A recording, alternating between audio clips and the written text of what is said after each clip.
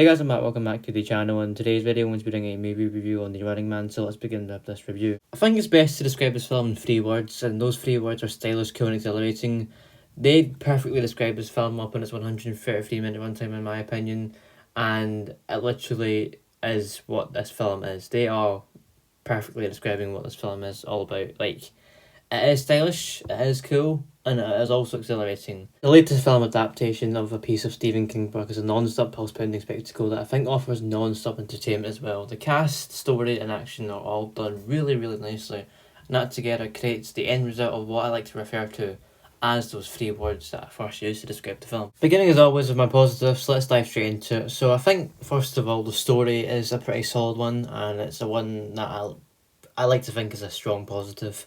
It's set in a dystopian gritty future centred around a deadly competition, which is the top rated game show on television. It's a creative and nice take on the dystopian future concept, honestly, if I'm being honest. Now, when it comes to dystopian films, I'm sure Hunger Games and The Maze Runner come to mind. Well, this one is still under technically dystopian theme and genre, but at the same time it differs really bigly and hugely. I know bigly is not a word, but music anyway. It's different in contrast in a lot of ways. It does differ a lot from those two I've just mentioned.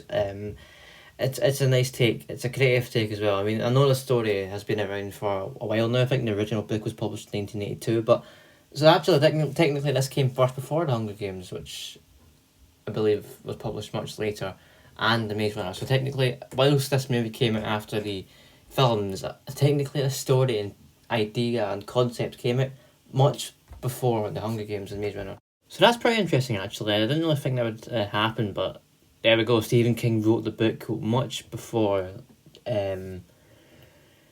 Suzanne Collins or something, I'm pretty sure her name is, wrote the Hunger Games. That is definitely something I never knew until now. The next thing is the characters and acting. Glen Powell as Richard Brooks is nothing short of awesome. He gives an absolutely pulsating performance and managed to showcase the best of his character.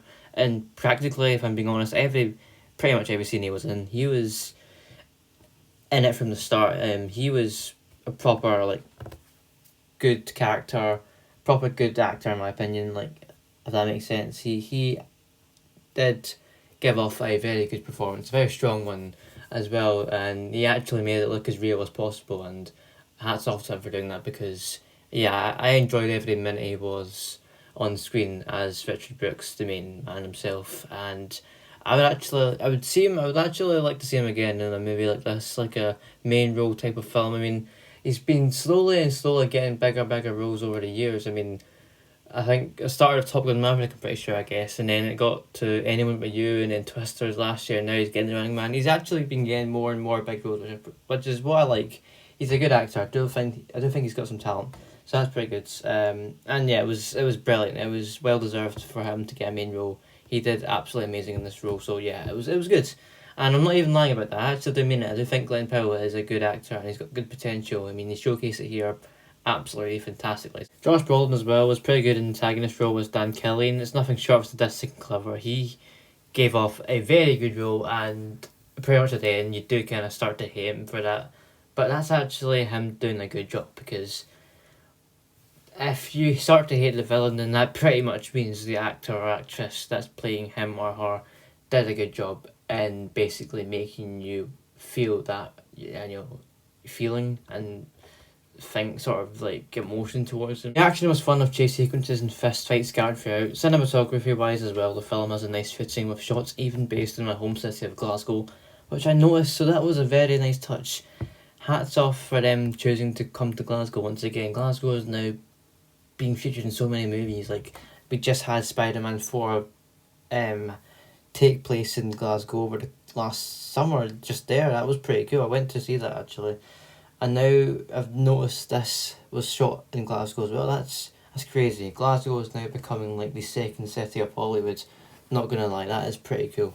Moving on to the negatives, we have our first one, which is the ending, which, don't get me wrong, okay, here it is, it's good, but flawed in my opinion as well at the same time, and that's where my first issue kind of comes in. I just wish they gave us a longer conclusion, especially from such a big build-up of film, a gripping story this was, and then it just only ends with a quick skip to the studio raids, and then I get the satisfying part comes when, of course, Richard kills Dan, but it doesn't.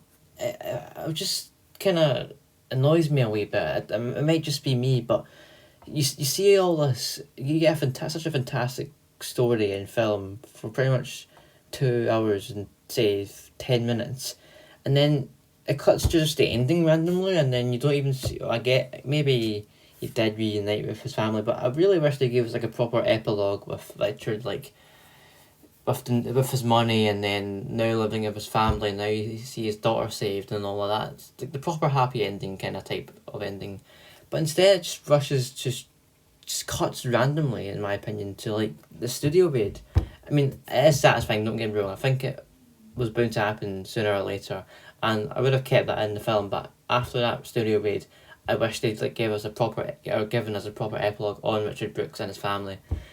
If they had done that, sorry, then I think it would have been a pretty much perfect ending. So that's my pretty much only a big gripe in this film. Actually, I tell a lie. There is actually one more in this film that I have a gripe with, and that is just a big percentage of the characters being put solely in there for the purpose of Richard Brooks being able to interact with people throughout the game. I mean, I could have honestly been totally fine with the film hadn't they put like can the guy of the glasses, what's his name? I'm trying to think.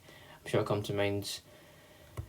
Is it Michael Cera? Yeah, he literally did not need to be in there, but was put in there solely just so like Richard could interact and add a bit. He could like bring a bit of comedy to the film.